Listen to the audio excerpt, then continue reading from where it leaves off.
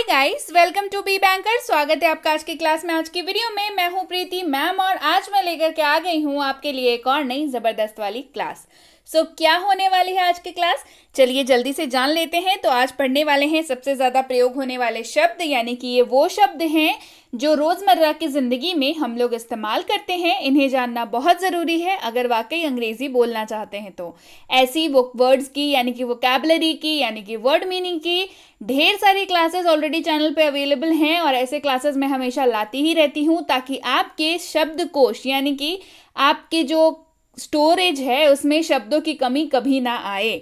तो चलिए जल्दी से शुरू करते हैं आज की क्लास। उसके पहले अगर चैनल पर नए हैं, पहली बार इस क्लास को देख रहे हैं तो जल्दी से कर लीजिए चैनल को सब्सक्राइब करते वक्त बेल आइकॉन दबाना बिल्कुल मत भूलिएगा ताकि जब भी हमारी कोई नई क्लास आए सबसे पहले आपको पता लग जाए। आप सीधे सीधे हमसे जुड़ सकते हैं इस व्हाट्सएप नंबर के जरिए हमारी बुक्स, हमारी ई बुक्स, हमारी पेड कोर्सेज के बारे में जानने के लिए, साथ ही साथ ये वाली क्लास और इसके जैसी ढेरों क्लास डायरेक्टली अपने मोबाइल तक पाने के लिए आप कर सकते हैं हमें किसी भी सोशल मीडिया साइट्स पर फॉलो। तो चलिए शुरू करते हैं आज की class.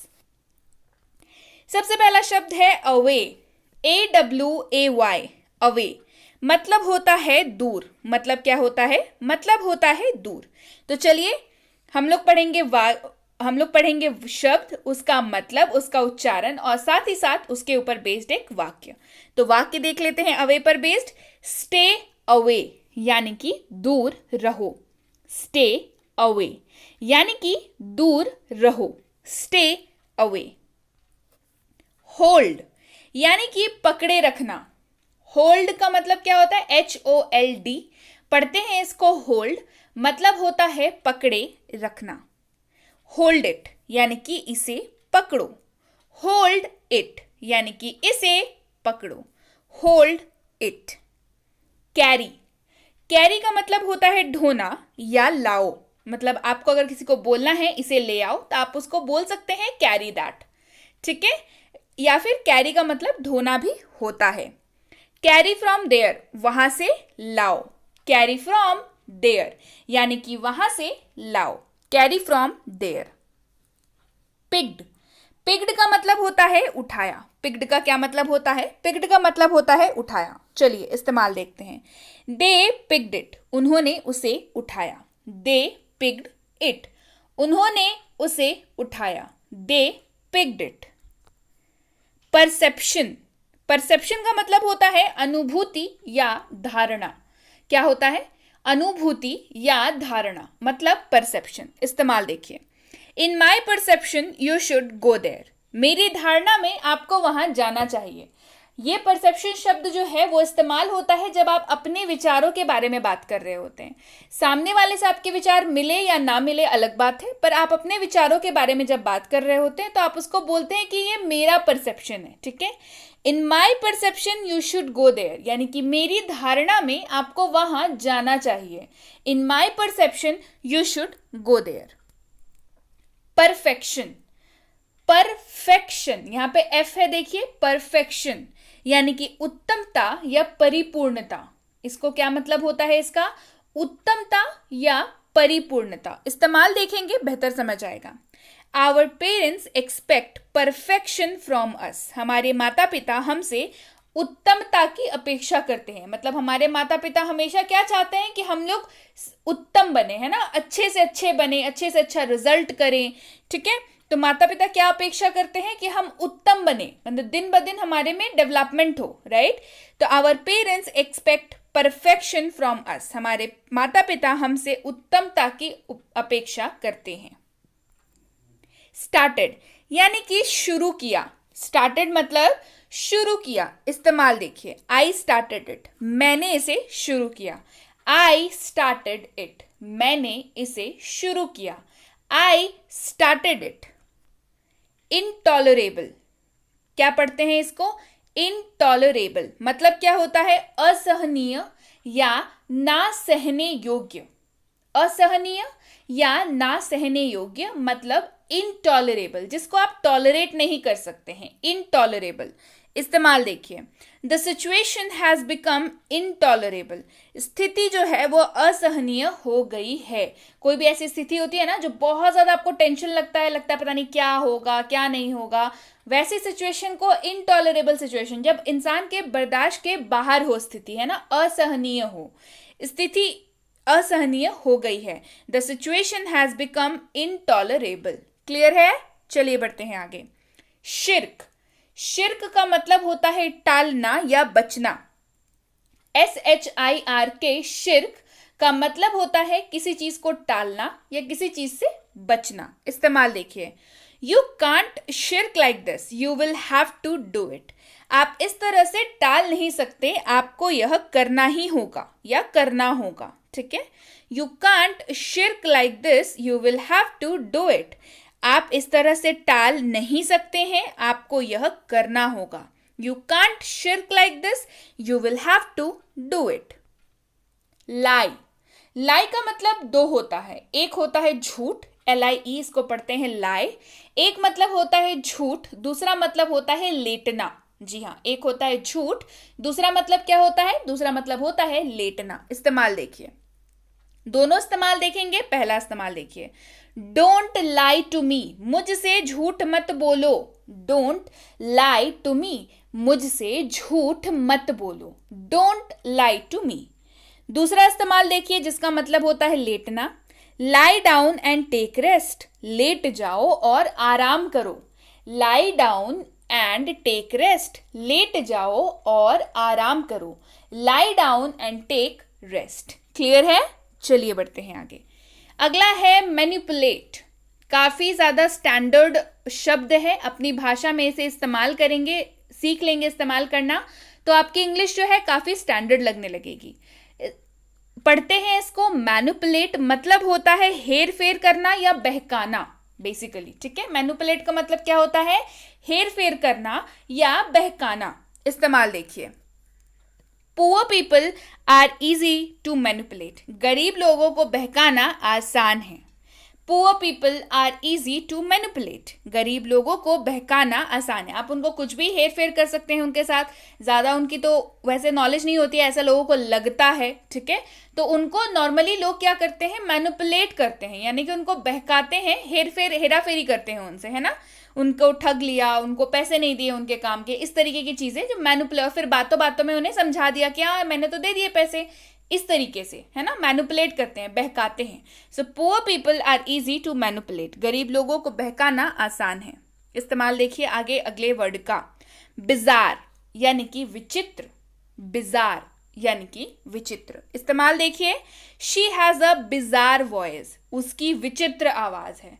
She has a bizarre voice, उसकी आवाज विचित्र है या उसकी विचित्र आवाज है। She has a bizarre voice. External यानी कि बाहरी। एक्सटर्नल का मतलब क्या होता है? एक्सटर्नल का मतलब होता है बाहरी। इस्तेमाल देखिए, happiness does not depend on any external condition, खुशी किसी बाहरी स्थिति पर निर्भर नहीं करती है। कैसे? खुशी किसी बाहरी स्थिति पर निर्भर नहीं करती है। Happiness does not depend on any external condition. Clear है? चलिए बढ़ते हैं आगे। ऑब्जेक्शन यानी कि आपत्ति। ऑब्जेक्शन का मतलब क्या होता है? ऑब्जेक्शन का मतलब होता है आपत्ति। इस्तेमाल देखिए, I don't have any objection to this, मुझे इससे कोई आपत्ति नहीं है। कोई भी मान के चलिए कुछ हो रहा है जिससे आपको आपत्ति नहीं है, तो आप क्या बोल सकते हैं? I don't have any objection to this, मुझे इससे कोई आपत्ति नहीं है। I don't have any objection to this. Internal यानी कि आंतरिक या अंदरूनी। इंटरनल मतलब आंतरिक या अंदरूनी। इस्तेमाल देखिए, this money is for our internal use, ये पैसा हमारे आंतरिक उपयोग के लिए है, मतलब इंटरनल यूज के लिए है पैसा भाई। This money is for our internal use, ये पैसा हमारे आंतरिक उपयोग के लिए है। This money is for our internal use. चलिए बढ़ते हैं आगे। एग्जैक्टली, अगला शब्द है एग्जैक्टली। एग्जैक्टली का मतलब क्या होता है? बिल्कुल या बिल्कुल सही। एग्जैक्टली का मतलब क्या होता है? बिल्कुल या बिल्कुल सही। इस्तेमाल देखिए, यू आर एग्जैक्टली राइट, आप बिल्कुल सही हैं। यू आर एग्जैक्टली राइट, आप बिल्कुल सही हैं। You are exactly right. अगला है सर्टेनली, यानी कि निश्चित रूप से या यकीनन या जरूर। तीनों ही जगह पे सर्टेनली का इस्तेमाल आप कर सकते हैं, निश्चित रूप से, यकीनन, जरूर, इन तीनों के जगह पे आप सर्टेनली का इस्तेमाल कर सकते हैं। इस्तेमाल देखिए, he is certainly a fraud, वह निश्चित रूप से एक धोखेबाज है। He is certainly a fraud, वह निश्चित रूप से एक धोखेबाज है। He is certainly a fraud, fraud का मतलब क्या होता है? धोखेबाज, जो धोखा देता है, जो ठगता है। ठीक है, चलिए बढ़ते हैं आगे। इवेंचुअली यानी कि आखिरकार, इवेंचुअली यानी कि आखिरकार। You will understand all of this eventually, आप आखिरकार यह सब समझ जाएंगे। You will understand all of this eventually, आप आखिरकार यह सब कुछ समझ जाएंगे। You will understand all of this eventually. Easily यानी कि सरलता से या आसानी से, सरलता से या आसानी से। इस्तेमाल देखिए, ही easily gets angry, वह आसानी से क्रोधित हो जाता है। he easily gets angry, वह आसानी से क्रोधित हो जाता है। he easily gets angry। चलिए बढ़ते हैं आगे। does का मतलब क्या होता है? इस प्रकार से या इस तरह से, इस प्रकार से, इस प्रकार या इस तरह से, इन तीनों के जगह पे आप इस्तेमाल कर सकते हैं does का। इस्तेमाल देखिए, thus they became friends, इस प्रकार वे दोस्त बन गए। thus they became friends, इस प्रकार से वे दोस्त बन गए। thus they became friends। Directly यानी कि सीधे या प्रत्यक्ष रूप से, डायरेक्टली मतलब सीधे या प्रत्यक्ष रूप से। इस्तेमाल देखिए, he will meet you directly, वह सीधे आपसे मिलेंगे। he will meet you directly, वह सीधे आपसे मिलेंगे। he will meet you directly। probably यानी कि शायद या संभवतः, probably का मतलब शायद या संभवतः। इस्तेमाल देखिए, probably he will come today, संभवतः वह आज आएगा। probably he will come today, संभवतः वह आज आएगा। probably he will come today। quickly यानी कि जल्दी, जल्दी से या तीव्रता से। quickly जल्दी, जल्दी से या तीव्रता से। इस्तेमाल देखिए, do it quickly, इसे जल्दी करो। do it quickly, इसे जल्दी करो। do it quickly। especially यानी कि विशेष रूप से, खासकर या खास तौर से। especially विशेष रूप से, खासकर या खास तौर से। इस्तेमाल देखिए, I cooked this especially for you, मैंने इसे विशेष रूप से आपके लिए पकाया है। I cooked this especially for you, मैंने इसे विशेष रूप से आपके लिए पकाया है। I cooked this especially for you। चलिए बढ़ते हैं आगे। नॉर्मली यानी कि आमतौर पर, सामान्यतः या सामान्य रूप से। नॉर्मली आमतौर पर, सामान्यतः या सामान्य रूप से। इस्तेमाल देखिए, I do not normally do that, वह आमतौर पर ऐसा नहीं करता। यहाँ पे हो जाएगा, अगर ही रहेगा तो he do not normally do that, वह आमतौर पर ऐसा नहीं करता। यहाँ पे I do not normally do that, मैं आमतौर पर ऐसा नहीं करता। क्लियर है? चलिए बढ़ते हैं आगे। करंटली यानी कि वर्तमान में या प्रचलित रूप में। करंटली यानी कि वर्तमान में या प्रचलित रूप में। इस्तेमाल देखिए, currently he is not working, वर्तमान में वह काम नहीं कर रहा है। Currently he is not working, वर्तमान में वह काम नहीं कर रहा है। Currently he is not working. Extremely यानी कि बहुत ही या अत्यधिक या बेहद। एक्सट्रीमली मतलब बहुत ही, अत्यधिक या बेहद। इस्तेमाल देखिए, वी आर एक्सट्रीमली हंग्री, हम बेहद भूखे हैं। वी आर एक्सट्रीमली हंग्री, हम बहुत बेहद भूखे हैं। We are extremely hungry. Odour यानी कि गंध। ओडर मतलब गंध। इस्तेमाल देखिए, the odour of the gas was weird, gas की गंध अजीब थी। The odour of the gas was weird, gas की गंध अजीब थी। The odour of the gas was weird. Rotten यानी कि सड़ा हुआ, रॉटन मतलब सड़ा हुआ। इस्तेमाल देखिए, द एग्स वर रॉटन, अंडे सड़े हुए थे। द एग्स वर रॉटन, अंडे सड़े हुए थे। The eggs were रॉटन। क्रॉल यानी कि रेंगना, क्रॉल मतलब रेंगना। इस्तेमाल देखिए, द लिजर्ड स्टार्टेड क्रॉलिंग, छिपकली रेंगने लगी। लिजर्ड का मतलब छिपकली होता है, छिपकली को अंग्रेजी में लिजर्ड कहते हैं। द लिजर्ड स्टार्टेड क्रॉलिंग, छिपकली रेंगने लगी। The lizard started crawling. Clear है? चलिए बढ़ते हैं आगे। मर्सी यानी कि दया, मर्सी मतलब दया। इस्तेमाल देखिए, हैव मर्सी ऑन अदर्स, दूसरों पर दया करो। हैव मर्सी ऑन अदर्स, दूसरों पर दया करो। Have mercy on others. Oral यानी कि मौखिक, ओरल मतलब मौखिक। इस्तेमाल देखिए, I have my oral exam tomorrow, कल मेरी मौखिक परीक्षा है। I have my oral exam tomorrow, कल मेरी मौखिक परीक्षा है।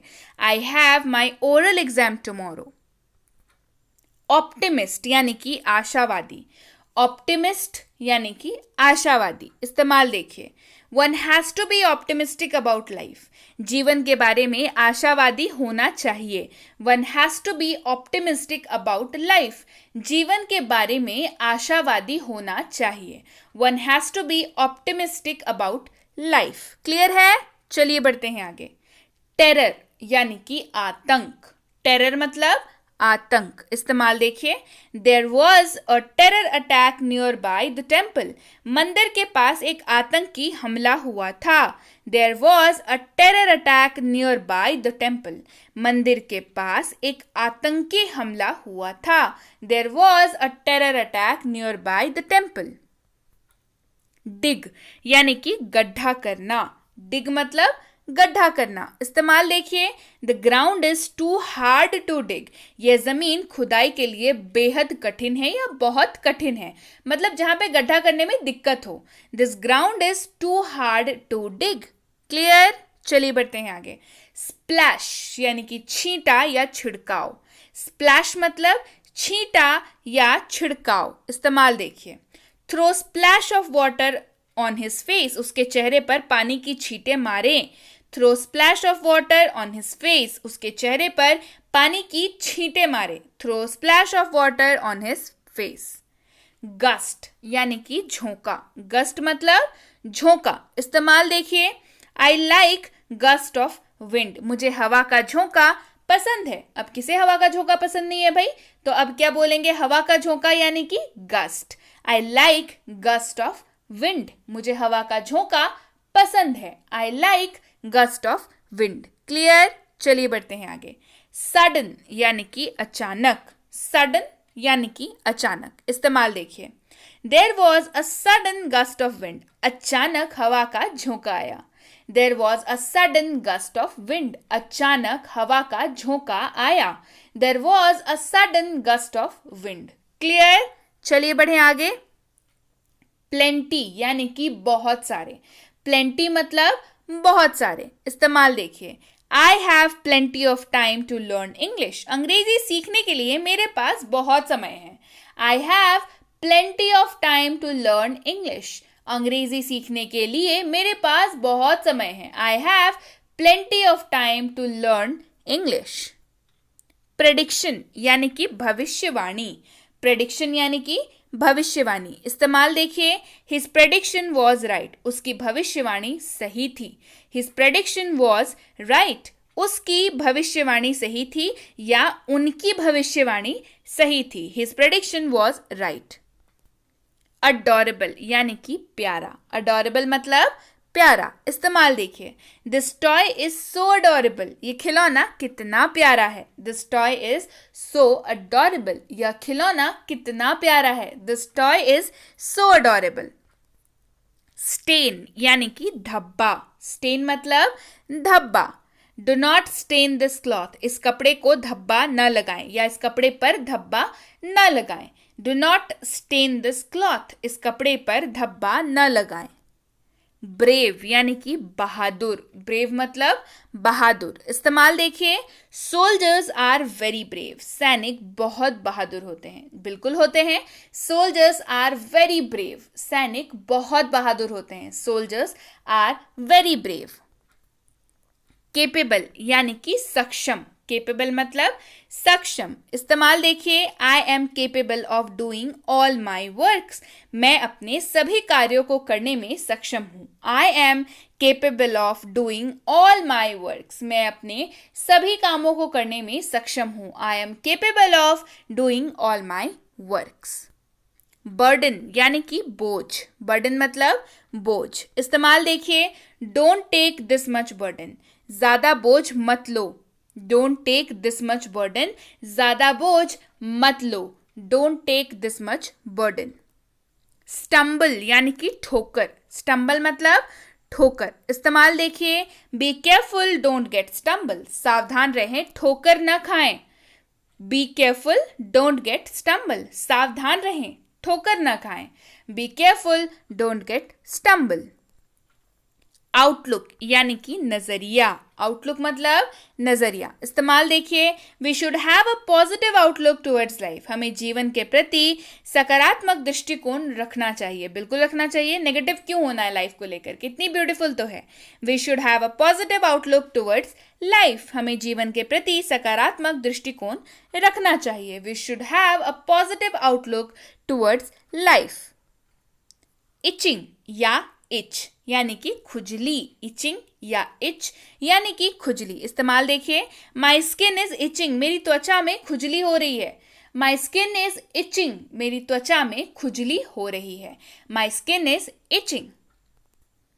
पार्डन यानी कि दोहराएं या क्षमा करें, पार्डन मतलब दोहराएं या क्षमा करें। इस्तेमाल देखिए, please pardon me, I didn't listen to what you said, कृपया क्षमा करें मैंने आपकी बातों को नहीं सुना। Please pardon me, I didn't listen to what you said, कृपया क्षमा करें मैंने आपकी बातों को नहीं सुना। Please pardon me, I did not listen to what you said.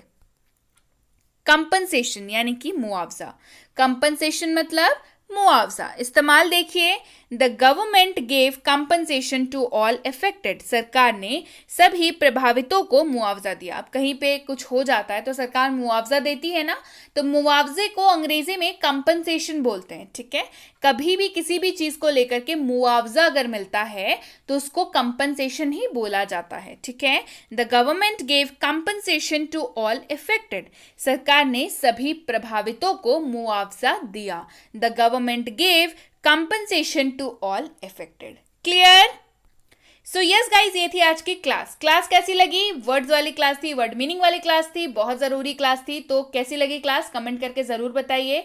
Word meaning वाली कौन कौन सी क्लास आप देख चुके हैं और कौन कौन सी और आपको ऐसी क्लासेस चाहिए या नहीं, ये भी मुझे कमेंट करके जरूर बताइए। क्लास पसंद आई है तो लाइक बिल्कुल बन जाना चाहिए और शेयर भी ये क्लास हो जानी चाहिए। इसके साथ ही आपके लिए है गुड न्यूज, आप सबकी रिक्वेस्ट पे बहुत जल्दी ही मैं 3 किताबें लेकर के आ रही हूँ। एक होने वाली है जितने भी मैं कॉन्सेप्ट्स पढ़ाती हूँ उन सब के ऊपर, एक होने वाली है डीएलएस, हम सबका फेवरेट, डेली लाइफ सेंटेंसेस यानी कि रोजाना प्रयोग होने वाले वाक्य, और एक होने वाली है वोकैबुलरी के ऊपर, क्योंकि वोकैबुलरी के बिना कोई भी भाषा बोल पाना मुश्किल ही नहीं नामुमकिन है। जी हाँ, तो बिल्कुल वोकैबुलरी यानी कि वर्ड मीनिंग, आपकी वर्ड पावर जो है वो मजबूत होना बहुत जरूरी है।